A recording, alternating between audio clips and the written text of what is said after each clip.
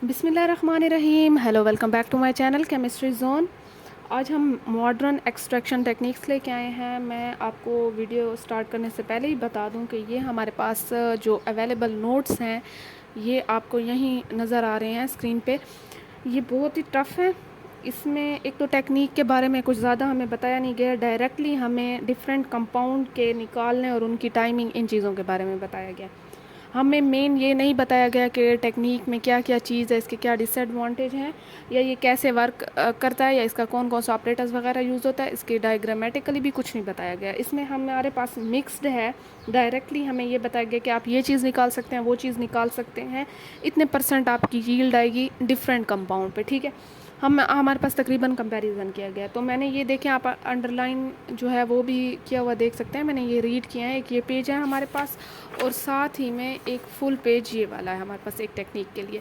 तो ये आपके लिए कंफ्यूजिंग है, मैंने इसे थोड़ा सा शॉर्ट किया है। हाँ, अगर कोई डायरेक्टली ये लिखना भी चाहे तो भी लिख सकता है, लेकिन मैंने आपके लिए क्या किया है कि मैंने इससे शॉर्ट किया है। ठीक है, आपको स्क्रीन पे नज़र आ रहा है। मैं कैमरा अपना एडजस्ट कर लूँ ताकि आपको सही से नज़र आए। ठीक है, हाँ जी, ये देखें, अब आपको सही से नज़र आ रहा है।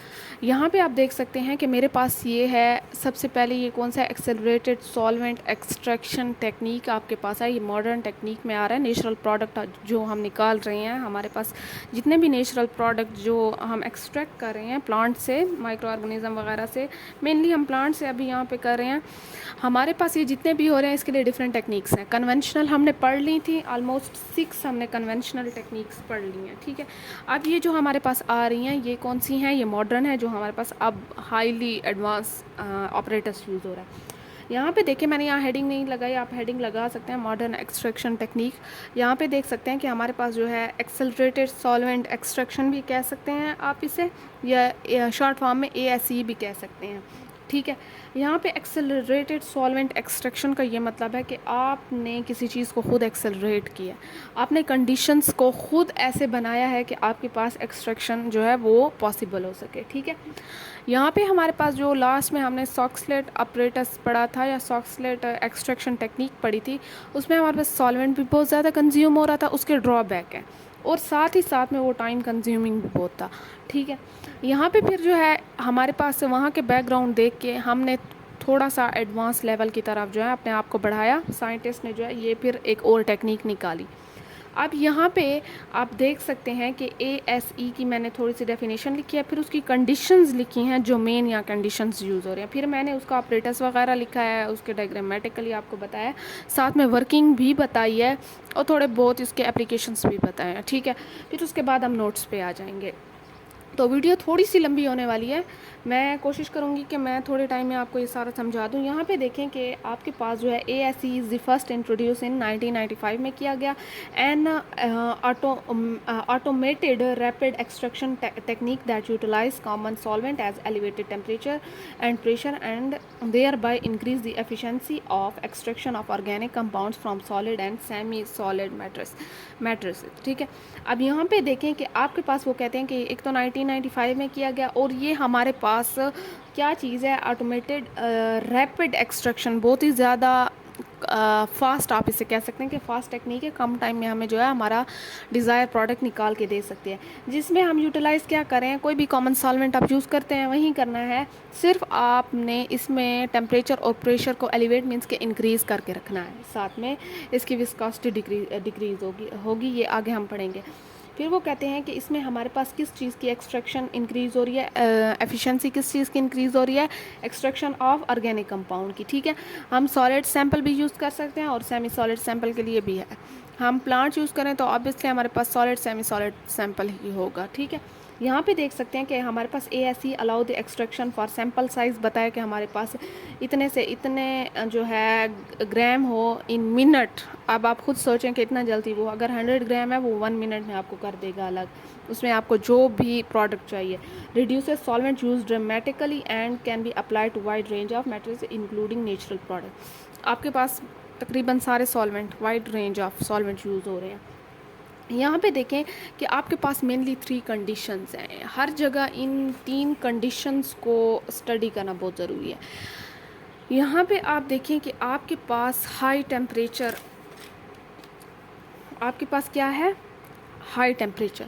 अब वो कहते हैं कि आपके पास high temperature is used in elevated, both temperature and pressure जो है वो हाई ही रहेगा, हमने एडजस्ट करना है, खुद मेंटेन करना है। High temperature is used in this technique, the elevated temperature increase the efficiency of extracting analyte from matrix. ये जो लाइन है वो ये कह रही है कि आपके पास जितना भी हाई टेम्परेचर होगा उसका ये फ़ायदा है कि ये हमारे पास जो एनालाइट हैं उससे जो हमारे पास सॉलिड सैंपल है उसमें से निकाल के दे सकते हैं आसानी से। अब इसी चीज़ को इस जगह पे हमारे पास एक्सप्लेन किया हुआ, the extracting analyte from matrix mean how effectively and completely target substance. हमारे पास जो एनालाइट हम निकालना चाह रहे हैं और remove from this sample material. अब हमारे पास जो डिज़ायर प्रोडक्ट है उसमें से हमने जो हमारे पास सैंपल है उसमें से हमने जो डिज़ायर प्रोडक्ट निकालना है वो हमारे पास अगर एलिवेट करते हैं, टेम्परेचर को इंक्रीज़ करते हैं तो वो आसानी से निकल आएगा। वो भी आप देखेंगे कि कैसे निकल आएगा। दी टेम्परेचर जो है हमारे पास 50 से 200 सेंटीग्रेड तक होना चाहिए। Higher temperature increase the solubility of analyte in the extraction solvent. आपने पढ़ा होगा कि हमारे पास जैसे ही सॉल्युबिलिटी कब इंक्रीज़ होती है, जब आप टेम्परेचर इंक्रीज़ करते हैं। एक हद तक आप टेम्परेचर इंक्रीज़ करते हैं, आपके पास सॉल्युबिलिटी इंक्रीज़ हो जाती है। ये सॉल्युबिलिटी के इफ़ेक्ट में है, ठीक है। तो वो कहते हैं कि हमारे पास जो डिज़ायर प्रोडक्ट हम लेना चाह रहे हैं किसी भी सॉलिड सैंपल या सेमी सॉलिड सैंपल में से, तो हम क्या करते हैं कि सॉल्वेंट की जो सॉल्वेंट का टेम्परेचर होता है वो इंक्रीज़ कर देते हैं, ठीक है। साथ में हमारे पास जैसे सॉल्वेंट का टेम्परेचर इंक्रीज़ होता है तो ऑब्वियसली हमारे पास जो डिज़ायर प्रोडक्ट होंगे हमारे सैंपल में या जिसे हम एनालाइट कह रहे हैं उनकी सॉल्युबिलिटी इंक्रीज़ हो जाएगी उस सॉल्वेंट में, क्योंकि टेम्परेचर इंक्रीज़ हुआ है, ठीक है। And improve the diffusion rate of analyte from the matrix into solvent. और हमारे पास जो है डिफ्यूजन का मतलब होता है कि सॉलिड सैंपल में से जो एनालाइट या डिज़ायर प्रोडक्ट हैं वो निकल के सॉल्वेंट में डिज़ोल्व हो जाए, ठीक है। अब वो हमारे पास इस चीज़ को भी इंक्रीज़ करेगा, इसकी एफिशिएंसी को भी। This allow for a more through and rapid extraction of analyte. इसकी वजह से हमारे पास जो है क्या होगा कि आसानी से एनालाइट जो है हमारे पास से सेपरेट हो जाएंगे। अब देखें, आपको टेम्परेचर की समझ आ गई। आप आते हैं दूसरी कंडीशन पे, दैट इज़ प्रेशर। ये हमारे पास सबसे मेन चीज़ें थी जो यहीं, इसलिए मैंने इनको थोड़ा सा सिंपल में और लेंथी करके लिखा है। वो कहते हैं द प्रेशर इज़ मेंटेन। ये भी हमारे पास एलिवेट मीन्स के इंक्रीज़ होगा। The increase pressure keeps the solvent in liquid state. अब आप जो है एक चीज़ देखें कि हमने टेम्परेचर इंक्रीज़ किया। अगर लेट सपोज मैं टेम्परेचर इंक्रीज़ करती हूँ तो मेरे पास वेपर फॉर्म में सॉल्वेंट कन्वर्ट होना स्टार्ट हो जाएगा, ठीक है। अब मैं कहती हूँ कि मेरे पास सॉल्वेंट भी वेपर फॉर्म में ना हो, वो भी हमारे पास लिक्विड स्टेट में रहे और मेरा काम भी हो जाए, मेरी सॉल्युबिलिटी भी इंक्रीज़ हो जाए, मेरा एनालाइट भी डिज़ोल्व हो जाए, डिफ्यूजन भी अच्छी हो जाए। तो मैं क्या करूँगी कि मैं इस पर प्रेशर लगा दूँगी। नीचे से मैंने टेम्परेचर दे दिया है, वो वेपर फॉर्म में जा रहा है, लेकिन मैंने ऊपर से प्रेशर लगा दिया है, तो जो वो वेपर्स हैं वो क्या होंगे, जैसे वेपर्स बनेंगे वो दोबारा से लिक्विड में कन्वर्ट होना स्टार्ट हो जाएंगे, ठीक है। तो इसी तरीके से मेरा जो सॉल्वेंट है वो लिक्विड स्टेट में ही रहेगा, वो वेपर फॉर्म में जाएगा भी सही तो वो दोबारा से क्या हो जाएगा, कन्वर्ट हो जाएगा, ठीक है। The increase pressure keep the solvent in liquid state even at the temperature above it's normal boiling point. Even के बॉइलिंग पॉइंट से भी अगर आप लोग ज़्यादा उसका टेम्परेचर रख लेते हैं, लेट सपोज अगर वाटर यूज़ करें और उसका 100 सेंटीग्रेड बॉइलिंग पॉइंट है और आपने 150 सेंटीग्रेड जो है वो टेम्परेचर दे दिया, तो ऑब्वियसली वो 100 पे पहुंचेगा तो बॉयल होना स्टार्ट हो जाएगा। लेकिन ऊपर से जो इंक्रीज प्रेशर है उसकी वजह से वो लिक्विड में ही रहेगा, वाटर ही रहेगा। Further facilitate the extraction process. ये हमारे पास एक्सट्रैक्शन प्रोसेस में फैसिलिटेट क्या करता है, यहाँ हमारे पास हेल्प करता है। कैसे हेल्प करता है कि आपका सॉल्वेंट कंज्यूम ही नहीं होगा, वो आपका अच्छा काम करता रहेगा, ठीक है। Elevate pressure prevents the solvent from turning it to gas at these higher temperatures. Obviously means कि हमारे पास जो है गैस में कन्वर्ट हो जाएगा, वह वेपर स्टेट में कन्वर्ट हो जाएगा, तो इससे बचाने के लिए हम प्रेशर लगाते हैं। Reduce viscosity. अब विस्कोसिटी की जहाँ तक बात आ रही है तो अब ये भी देखें कि हमारे पास जो ASE है वो यूजेज एलिवेट टेम्परेचर भी करता है, जैसे ऊपर मैंने कहा है, which significantly decreases the viscosity of solvent. अब आपने एनालाइट जो हैं वो क्या हो रहे हैं, वो डिज़ोल्व हो रहे हैं इसमें, ठीक है। या आप कह सकते हैं कि आपके पास लेट सपोज अगर विस्कोसिटी सॉल्वेंट की इंक्रीज़ है तो आपके पास डिफ्यूजन थोड़ी सी मुश्किल हो जाएगी। जो चीज़ गाढ़ी होती है उसमें डिज़ोल्व करना मुश्किल होता है। जो चीज़ आपके पास बिल्कुल जैसे आप कह सकते हैं कि आपके पास गाढ़ी नहीं होती या आपके पास लाइट होती है, उस चीज़ से तो आप उसमें अच्छे से डिज़ोल्व कर सकते हैं। लेट सपोज़ आप हनी ले लें और वाटर ले लें, तो वाटर में चीज़ जल्दी डिज़ोल्व हो जाएगी और हमारे पास उसकी विस्कोसिटी नहीं है इतनी ज़्यादा। और अगर वही चीज़ आप ग्लिसरीन या हनी में ले लें तो आपके पास डिज़ोल्व नहीं होगी, ठीक है। यही हमारे पास यहाँ है कि वो कहते हैं कि जैसे आप एलिवेट करते हैं टेम्परेचर को तो ऑब्वियसली आपके पास विस्कोसिटी डिक्रीज़ हो जाती है। विस्कोसिटी कैसे डिक्रीज़ होती है? कभी आपने घी देखा हो जो आप घर में यूज़ करते हैं, अगर आप उसे टेम्परेचर दें तो वो आपके पास पिघल जाता है, ठीक है, तो उसकी विस्कोसिटी डिक्रीज़ हो जाती है। लेकिन अगर नॉर्मल टेम्परेचर पे रखें तो वो जमा होता है, उसमें थोड़े बहुत कहीं ना कहीं उसके जो हैं गाढ़ापन होगा या वो चिपका होगा या आप कह सकते हैं उसके लम्स बने होंगे, ठीक है ना। तो यही चीज़ है। वो कहते हैं कि lower viscosity means this solvent can easily moved into pores and increasing the contact surface. जितनी कम विस्कोसिटी हमारे पास उतना ज़्यादा आसानी से जो है solvent can easily move into pores. हमारे पास जो सॉल्वेंट है वो आसानी से, जितना भी सैंपल हमने रखा है, कोई भी प्लांट की बार्क रख दिया या कोई भी लीफ वगैरह कुछ भी प्लांट का हिस्सा रख दिया, डिज़ायर हमने उसमें से निकालना है, अगर हमारा सॉल्वेंट गाढ़ा है तो वो उसमें आसानी से नहीं जा सकेगा, ठीक है। और अगर हमारा सॉल्वेंट, लेट सपोज मैं पानी ले लेती हूँ, तो वो आसानी से हर पोर में चला जाएगा, ठीक है। And increasing contact surface, obviously हमारे पास कॉन्टैक्ट सरफेस जो है वो इंक्रीज हो जाएगी between the solvent and analyte. This enhance contact lead to faster diffusion of analyte into solvent. हमारे पास जितना ज़्यादा आपके पास रिड्यूस विस्कोसिटी, उतना जल्दी वो पोर्स में जाएगा, उतनी ज़्यादा उनकी डिफ्यूजन होगी, उतना जल्दी एनालाइट निकल आएगा, ठीक है। मीन्स कि हमारा डिज़ायर प्रोडक्ट निकल आएगा। Higher temperature coupled with lower और reduce viscosity also weaken the interaction between analyte. एक हाई टेम्परेचर हो जाता है, ऊपर से हमारे पास विस्कोसिटी भी डिक्रीज़ हो जाती है, तो ये क्या करता है कि ये हमारे पास वीक कर देता है एनालाइट की इंटरेक्शन को and sample matrix making it easier to detach and dissolve the analyte into solvent. इतनी बात क्लियर है? अच्छा, इतनी तो आपको समझ आ गई है। अब देखें कि अब इसके आगे हम अगर देखते हैं, अब इसके आगे मैंने ये बहुत ही छोटे पेज पे बनाया है। यहाँ पे देखें कि मेरे पास ये डायग्राम है किस चीज़ का, ASE का। अब यहाँ पे देखें कि आपके पास जो है यहाँ पे सॉल्वेंट रखा जाता है, ठीक है। यहाँ पे सॉल्वेंट मैंने रख दिया, एक पंप यहाँ लगा लिया, एक वाल्व यहाँ लगा लिया, एक यहाँ लगा लिया। ये नाइट्रोजन सिलेंडर है, ये एक्सट्रैक्शन सेल है, ये हमारे पास ओवन है, ये हमारे पास कलेक्शन वायल है, ठीक है, या आप कलेक्शन चैम्बर भी कह सकते हैं। यहाँ पे इसका आप देखें कि आपके पास, मैं यहाँ पे आपको सिंपल में बताती हूँ, कोई मुश्किल, कोई इतने मसलों में पड़ने की ज़रूरत ही नहीं है। यहाँ पे देखें कि आपके पास सॉल्वेंट यहाँ पे मैंने डाला, कोई भी सॉल्वेंट मैं यूज़ कर रही हूँ, वाइड रेंज आप यूज़ कर सकते हैं। यहाँ पे डाला, ये जो पंप यूज़ हो रहा है ये सॉल्वेंट जो है वो करने के लिए, मीन्स के सॉल्वेंट को यहाँ पे खींच के लाने के लिए और एक्सट्रैक्शन चैम्बर में डालने के लिए। यहाँ पे जो नाइट्रोजन मैंने सिलेंडर यूज़ किया, नाइट्रोजन सिलेंडर का काम ये है, सॉल्वेंट एक तो यूज़ होगा, दूसरा सॉल्वेंट और नाइट्रोजन सिलेंडर जो है इनका क्या काम है कि जब यहाँ से एक बार निकल जाए तो हमने ये पूरे एक्सट्रैक्शन सेल को दोबारा से साफ़ करना होता है। तो ये साफ़ करने के लिए मेरे पास ये दो चीज़ें यूज़ हो रही हैं। यहाँ पे देखें इसका भी वॉल लगा हुआ है और यहाँ पे मीन्स कि आप जब चाहें बंद कर सकते हैं इससे, ठीक है। ये बंद कर दें, ऐसे वो कर दें, इसको बंद कर दें, इससे स्टार्ट कर दें, ठीक है।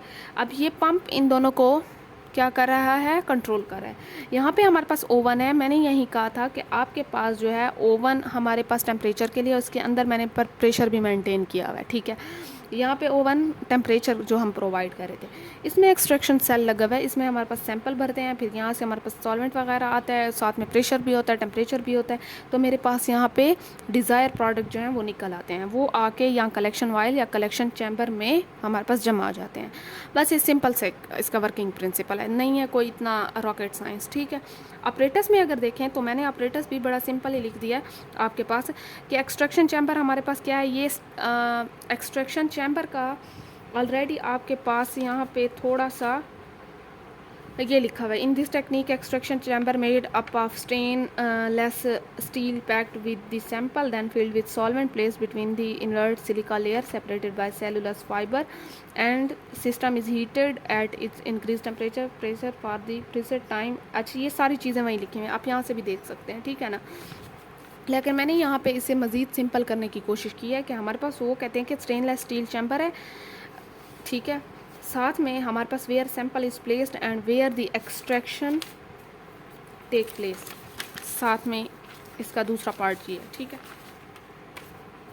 एक मिनट, हाँ जी। अब देखें कि वो कहते हैं हमारे पास, अच्छा ये इनर्ट पैकिंग मैंने ऊपर इसलिए लिखा हुआ है कि हमारे पास जो है वो ऑलरेडी प्रोवाइड था नोट्स में, तो मैंने कहा भूल ना जाऊँ आपको बताना, इसलिए मैंने ये लिखा हुआ है। हीटिंग सिस्टम हमारे पास क्या चीज़ है? हीटिंग सिस्टम वही था कि आपने ओवन में रखा है, चाहे उसे फर्नेस भी कह सकते हैं, टेम्परेचर आपने प्रोवाइड करना है और साथ ही में आपने टेम्परेचर को 200 से इंक्रीज़ रखना और अंदर प्रेशर भी मेंटेन रखना है, ठीक है। अच्छा, यहाँ पे प्रेशर मेंटेन करने के लिए आपको ये जो ऊपर पंप लगा हुआ है, एक मिनट मैं आपको दिखा दूँ, ये वाला, इसका भी काम है प्रेशर मेंटेन करने में, ठीक है ना। यहाँ पे देखें कि pump deliver the extraction solvent, एक तो ये देखें ये सॉल्वेंट लेके यहाँ से आता है, साथ में प्रेशर भी हमारे पास क्या करता है, कंट्रोल करता है। अच्छा, प्रेशर पंपिंग सिस्टम है, साथ में pressure control system maintain the desire pressure within the extraction cell keeping the solvent in liquid state even at elevated temperature, वही बात है पीछे वाली। साथ में कलेक्शन हमारे पास सिस्टम है, वो एक्सट्रैक्टेड एनालाइट एक्सट्रैक्ट करके सेपरेट वाइल या चैम्बर में रखता है। ये देखें, ये इतना सिंपल सी बातें मैंने यहाँ पे लिखी हुई हैं। आप वर्किंग देखें, वर्किंग में हमारे पास सबसे पहले आप किसी भी चीज़ की, किसी भी टेक्निक की अगर आप लोग वर्किंग कर रहे हैं या वर्किंग लिख रहे हैं, तो आप सबसे पहले उसमें लिखेंगे कि सैम्पल प्रेपरेशन। आपके पास सैम्पल ही नहीं बना हुआ तो आप टेक्निक कैसे अप्लाई कर सकते हैं? तो सैम्पल बनाने के लिए आपको कोई सॉलिड सेमी सॉलिड लेना पड़ेगा, फिर उसे धोना पड़ेगा, ड्राई करना पड़ेगा, ग्राइंड करना पड़ेगा, पाउडर फॉर्म में लेके आना पड़ेगा। ये बहुत ही इनिशियल और बहुत ही सिंपल स्टेप है, ये खुद से भी लिख सकते हैं। मैंने यहाँ डायरेक्टली लिख दिया है कि मेरे पास सेमी सॉलिड सैंपल है जो मैंने एक्सट्रैक्शन चैम्बर में डाल दिया। कहाँ पे डाल दिया? यहाँ एक्सट्रैक्शन चैम्बर में डाल दिया, ठीक है। यहाँ पे सॉल्वेंट इंट्रोडक्शन मैंने ये देखें, यहाँ से सॉल्वेंट मैंने इसमें इंट्रोड्यूस करवा दिया है, चूज़न सॉल्वेंट जो भी मैंने लिया है, और साथ में मैंने प्रेशर इससे बंद कर दिया है। मैंने इसे क्या किया है, प्रेशर इस पर मेंटेन कर दिया है। एलिवेटेड टेम्परेचर प्रेशर मैंने वो कर दिया है, cell is heated to temperature above the, आपने उसके जो सॉल्वेंट होगा उसके जो बॉइलिंग पॉइंट नॉर्मल है उससे अबव रखना है, ठीक है। उससे टेम्परेचर थोड़ा सा इंक्रीज़ करके रखना है। अब यहाँ पे प्रेशर मैंने इंक्रीज़ कर दिया है, टेम्परेचर भी इंक्रीज़ कर दिया है ताकि हमारे पास सॉल्वेंट लिक्विड स्टेट में रहे। अब देखें कि आपके पास एक्सट्रैक्शन जो है, एक्सट्रैक्शन में क्या होगा, elevated temperature pressure enhance the solubility of. अच्छा, यहाँ पे कैसे एनहेंस करेगा? मैंने आपको पीछे रीज़न बताया है ना टेम्परेचर प्रेशर में, कि हमारे पास कैसे विस्कोसिटी डिक्रीज़ होती है और कैसे एनालाइट के बॉन्ड वीक हो जाते हैं और कैसे वो डिफ्यूज़ हो जाता है। तो ये सारी चीज़ें आपने जो है अगर यहाँ लिखना चाहें तो भी लिख सकते हैं, वरना मैंने बहुत ही सिंपल में लिखा है क्योंकि मैंने आपको ऑलरेडी वो वहाँ मैंशन कर दिया था। Reduce the solvent viscosity facilitating the extraction, इतनी बात क्लियर है। वो कहते हैं कि अब आपने क्लीनिंग करनी है और साथ में कलेक्टिंग करनी है, मीन से आपने अपना सैंपल जो है जो डिज़ायर प्रोडक्ट है वो निकालना है। वो एक्सट्रैक्टेड कंपाउंड आर फ्लश्ड का मतलब होता है साफ़ करना, ठीक है, from the cell with fresh solvent और gas collected in separate container. आपने क्या किया कि आपने सारा डिज़ायर प्रोडक्ट वो कंटेनर में ले लिया और साथ में अब आपने क्लीन करना है, तो आपको वो जो नाइट्रोजन सिलेंडर लगा हुआ है साथ में ये, और सॉल्वेंट भी यूज़ करते सकते हैं और ये भी यूज़ होता है साफ़ करने के लिए एक्सट्रैक्शन चैम्बर को, ठीक है।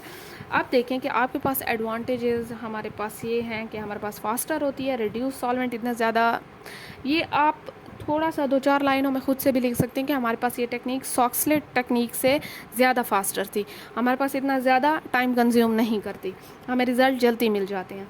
रिड्यूस सॉल्वेंट कंजम्पशन वहाँ बहुत ज़्यादा सॉक्सलेट में यूज़ हो रही थी, यहाँ हमारे पास हमने जो टेम्परेचर कंडीशंस रखी हैं इनमें हमारे पास minimum amount of solvent use होता है और इम्प्रूव्ड एफिशिएंसी, हमें थोड़े ही टाइम में इतना ज़्यादा अच्छा प्रोडक्ट मिल जाता है। एप्लीकेबिलिटी टू वेरियस मैटेरियल्स, अच्छा मीन्स कि आप बहुत से सैम्पल इस पे यूज़ कर सकते हैं, हर किस्म का, सेमी सॉलिड भी। वहाँ तो ये था कि सॉफ्ट के लिए अलग टेक्निक थी, हार्ड के लिए अलग टेक्निक थी, यहाँ जो है कोई भी किसी किस्म का सैम्पल हो आप यूज़ कर सकते हैं। अब एप्लीकेशन ये है कि आपके पास एनवायरमेंटल एनालिसिस जैसे पोल्यूटेंट वगैरह हो गए हैं इनमें होता है, फार्मास्यूटिकल ड्रग्स की एनालिसिस के लिए भी होता है, फूड और ये जो ड्रिंक्स हमारे पास होती हैं इनमें भी यूज़ होता है, साथ में हमारे पास मटेरियल साइंसेस पे भी यूज़ होता है। चलें जी, ये तो हो गए हैं आपके सिंपल नोट्स, ठीक है।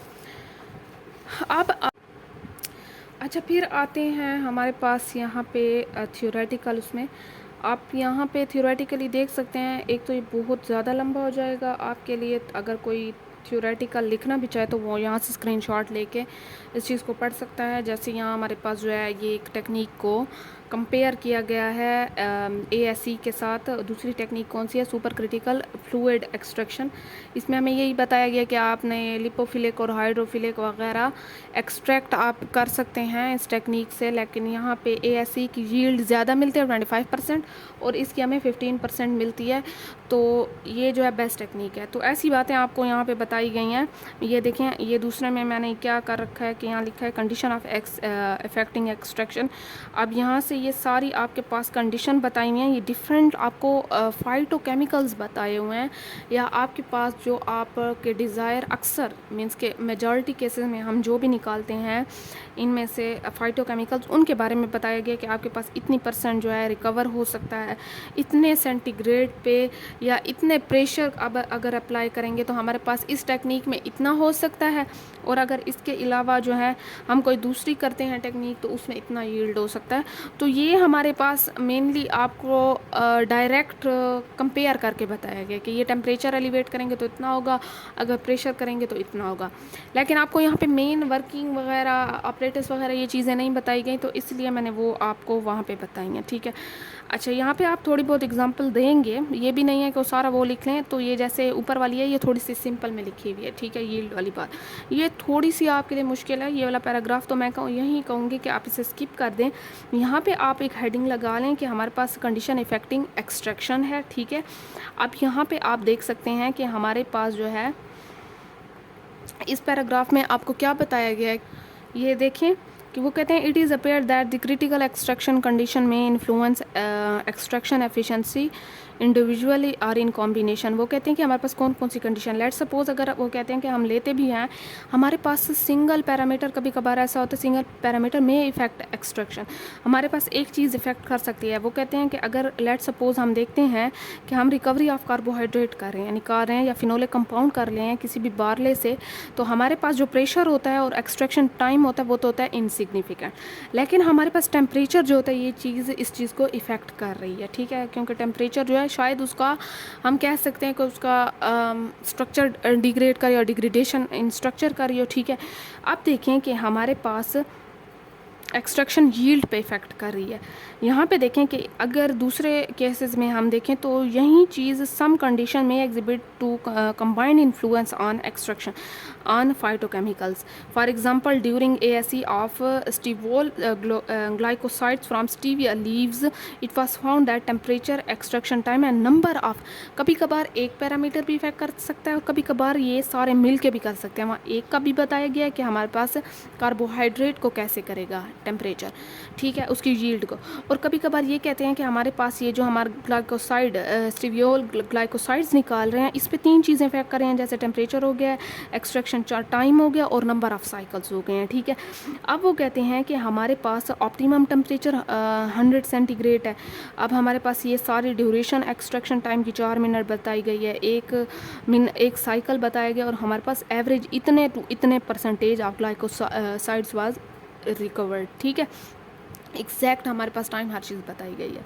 However upper additional optimization of reducing the particle size of plant sample to less than, वो कहते हैं कि अगर हम प्लांट जो सैंपल है उसे इतने उसके मतलब 0.5 mm तक रिड्यूस करें, द एक्सपेरिमेंटल एक्सट्रैक्शन यील्ड हमारे पास इतनी आ जाएगी, ठीक है। तो हमारे पास ये जो ड्यूरिंग, अब वो कहते हैं कि अब उन्होंने एक और चीज़ भी ऐड कर दिया, कैरेटोनाइट का भी ऐड कर दिया। तो ये आप ये आगे देख सकते हैं, ये सिंपल बात है, ठीक है। मैं इसको दोबारा से रिपीट नहीं करती क्योंकि मुझे लगता है कि यहीं आप इतना लिख भी नहीं सकते ना, आपके पास पेपर में इतना टाइम होगा। तो ये आपने इसमें मेन चीज़ें एक दो एग्जाम्पल्स देनी है, ठीक है। यहाँ पे देखें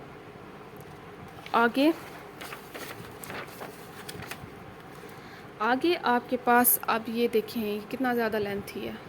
इसके इस पैराग्राफ में मैं आपको ओवरऑल बताती हूँ कि इसके जो ये पैराग्राफ है उसमें ये बताने की कोशिश करें कि हमारे पास जो phytochemical extraction yield is also specific to nature पे भी आपके डिपेंड करता है कि आपके फाइटोकेमिकल जो आपका डिज़ायर प्रोडक्ट निकालना चाह रहे हैं उसका नेचर क्या है। वो कहते हैं कि हमारे पास कुछ स्टडीज़ ये बताती हैं कि एक्सट्रैक्शन टेक्निक जो होती हैं उनके अपोजिट इफेक्ट होते हैं एक्सट्रैक्शन यील्ड पे, जिसमें हमारे पास मेनली दो टाइप ऑफ फाइटोकेमिकल्स हैं। इसमें एक तो है हमारे पास बीटा ग्लूकान्स और दूसरा फिनोलिक कंपाउंड्स। ठीक है, कहाँ से लिए गए हैं? वैक्सी बार्ले से लिए गए हैं। और टेक्निक कौन सी यहीं हम जो यूज़ कर रहे हैं ASC। तो वो कहते हैं कि it was discovered that the higher temperature favoured low extraction yield. आप जितना भी हाई टेम्परेचर करेंगे तो अगर वो बीटा ग्लूकॉन है तो उसकी यील्ड इतनी ज़्यादा नहीं आएगी। आप खुद सोचें कि हमारे पास ये अपोजिट जा रहे हैं।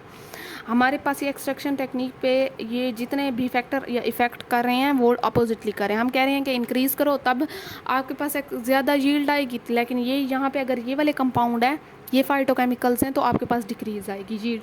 ठीक है, यील्ड का मतलब होता है आपके पास जो आउटपुट निकल रही है, जितना आपके पास डिज़ायर प्रोडक्ट निकल रहा है।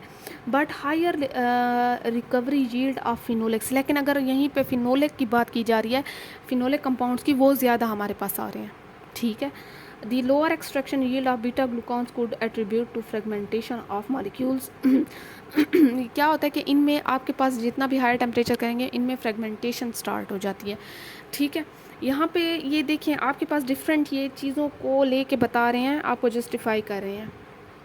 यहाँ पे ये जो इतना लंबा पैराग्राफ लिखा है इसमें आपको ये बता रहे हैं कि आपके पास सॉल्वेंट कैसा होना चाहिए।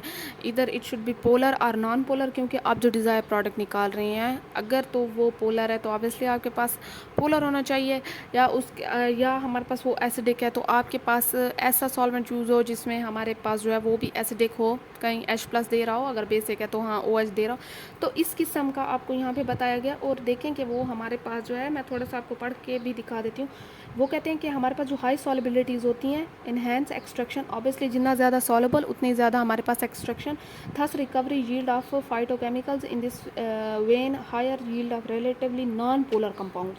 यहाँ से देखें ये इस जगह से हमारे पास such as butylidene dihydrophthalide हमारे पास, चलें ये आपके पास जितने भी नेम है, 4 हाइड्रोक्सी 4 मिथाइल और 2 पेंटानोन, हमारे पास 912 ऑक्टाडिकोनोइक एसिड हैव बीन रिमूव्ड। ये इतने लंबे जो नाम है वो कहते हैं कि हमारे पास ये रिकवर्ड किए गए हैं एक प्लांट की रूट से, जिसमें हमारे पास N-हेक्सेन यूज़ हो रही है। उसमें टेम्परेचर हमारे पास 80% है, प्रेशर ये बताया गया, हमारे पास टाइम ये बताया गया, और साइकिल हमारे पास 2 मिनट, एक साइकिल 2 मिनट में मीन्स क्या हमारे पास। However characteristic of identical solute और सॉल्वेंट की पोलैरिटीज़ का पता होना चाहिए, such as polar solute and solvent combination, non polar solute and solvent combination are necessary for better yield. अब बेटर यील्ड्स, अब हमारे पास क्या करते हैं कि हमारे पास वो कहते हैं कि अच्छा भाई पोलर आपके पास सॉल्वेंट सोल्यूट होना चाहिए, कॉम्बिनेशन होना चाहिए, नॉन पोलर सॉल्वेंट सोल्यूट की कॉम्बिनेशन होनी चाहिए। तो ये हमारे पास अगर ऐसा होगा तो आपके पास अच्छी यील्ड आएगी। आप सिंपल में लिखें, ऊपर इतनी लंबी बात लिखने की ज़रूरत भी नहीं है आपको, ना ही आपसे ये नाम इतना याद होगा, तो आपने ये सिंपल वाली बात लिखनी है। ठीक है, यहाँ पे देखें, it has also been reported that हमारे पास जो मिक्सचर होते हैं वो better demonstrated better yields. Remarkably, there has been better recovery of phenols. अब फिनोल की रिकवरी अच्छी होती है when extracted using mixture of moderately polar solvent करते हैं। अब ये आप ये पॉइंट भी लिख सकते हैं कि अगर पोलर अच्छा यील्ड तब देता है कि आपके पास अगर पोलर सॉल्वेंट है, सॉरी फिनोल अच्छा यील्ड तब देता है, मीन्स के तब अच्छी उसकी यील्ड मिलती है जब हमारे पास पोलर सॉल्वेंट हो। या आप कह सकते हैं कि आपके पास किस चीज़ की वजह से है कि हमारे पास फिनोल का जो पोलर नेचर है उसी की वजह से। इनफैक्ट हमारे पास एसिडिक नेचर है more than alcohols due to OH bond polarity, OH bonds which facilitate the separation of hydrogen bond. चलें इस चीज़ को छोड़ दें, ये सारे रीज़न लिखे हुए हैं। अब ये कहते हैं कि हमारे पास जो है दी टेक्निक ऑप्टिमाइज बोथ, वही बात है, अब जाके इनको जो है इन्होंने लिखा है कि आपके पास ऑप्टिमाइजेशन होती है। ठीक है, हाँ जी आपको नज़र आ रहा है। आप देखें कि आपके पास जो है technique optimize both temperature pressure extraction होती है लेस देन एन, और फॉर एग्जांपल फिनोलिक कंपाउंड जैसे हमारे पास फ्लेवोनॉइड्स हो गए, वो ऐसी टेक्निक से एक्सट्रैक्ट होते हैं, उसका टेम्परेचर भी बताया गया, इतने % एथेनॉल करो इतने घंटे में। सिमिलरली पेस्टिसाइड फ्राम फलाफा लीव्स जो हैं हमारे पास ऑब्टेन होते हैं और उनका कलरलेस होता है। मीन्स कि ये हमारे पास सारी सिंपल चीज़ें हैं, आप यहाँ से भी इस चीज़ को लिख सकते हैं, कॉपी कर सकते हैं। तो ये समझाने की ज़रूरत नहीं है। आप देखें कि हमारे पास मेंशन टेक्निक नॉट ऑलवेज, अच्छा वो कहते हैं कि इसके हमेशा एडवांटेजेस भी नहीं है, एडवांटेज नहीं मिलेंगे इसके थोड़े बहुत। सॉक्सलेट से ये थोड़ी बहुत अच्छी है, लेकिन फिर इसके अलावा भी दूसरी टेक्निक्स हैं हमारे पास, ठीक है। For instance during extraction of estragole the essential oil from fennel plant, soxhlet technique greater amount. अच्छा वो कहते हैं कि अगर मैं एक ऑयल का नाम बताया गया एस्ट्रागोल, अगर इसे मैं सॉक्सलेट टेक्निक में करूं तो ये अच्छा यील्ड देगा, और अगर मैं इसे ASE में करूं तो नहीं देगा। अब आप ये भी देख सकते हैं किसी ना किसी, हर चीज़ के कहीं ना कहीं ड्रॉबैक्स हैं, तो ये यहाँ पे ये बताया गया। अब इसे आप इस चीज़ के साथ भी कंपेयर कर सकते हैं साथ में। फिर उसके बाद ये सारा हमें बताया गया है कि आपके पास कितने मिनट पे कितना ये एसेंशियल ऑयल जो है ये निकलेगा, ये सारे उसी के बारे में बताया गया। यहाँ तक आप रीड कर सकते हैं, इसमें कोई इतनी ख़ास बात नहीं थी, जो जितनी ख़ास बातें थी वो मैंने आपको हाईलाइट कर दी हैं। तो अब तक के लिए इतना काफ़ी है, आई होप सो आपको समझ आ गई होगी। ये जो नोट्स प्रोवाइड किए गए हैं ये थोड़े से ट्रिकी हैं, जो मेन बात थी मैंने वो आपको सिंपल में ऑलरेडी स्टार्ट में बता दी है। ये डिफरेंट कंपाउंड के बारे में बताया गया और डिफरेंट इफ़ेक्ट उन पे कैसे आ रहे हैं, तो आप लोग ये कर सकते हैं। फिर भी कोई प्रॉब्लम हो मैं अगेन इसकी एक और वीडियो बना लूँगी सिर्फ नोट्स की, तो आप मुझे कमेंट सेक्शन में बता सकते हैं। अब तक के लिए इतना काफ़ी है, चलें जी, अल्लाह हाफिज़।